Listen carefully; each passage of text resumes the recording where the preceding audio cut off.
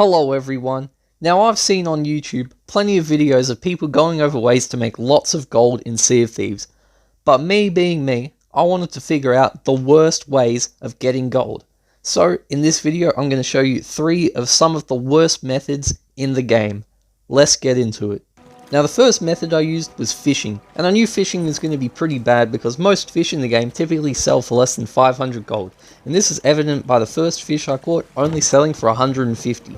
But one exhilarating hour later, I managed to catch 29 fish and only get 6,350 gold, and that is pretty shocking.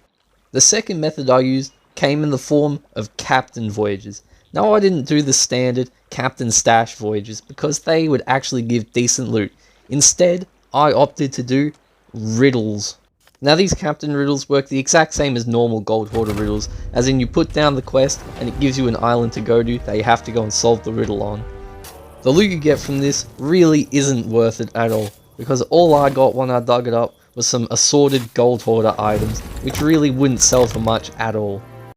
Now the unfortunate thing is, when I was on the last island digging up the last chest, my boat got sunk, along with all the precious loot I had on board, which was really only 4 treasure chests and some random gold hoarder junk, which in total probably would have sold for around 7,000 gold.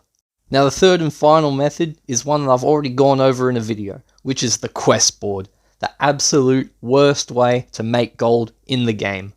Now the reason the quest board is so bad for getting gold is because all the quests on there are made by other players, and those players do not care what they bury whatsoever.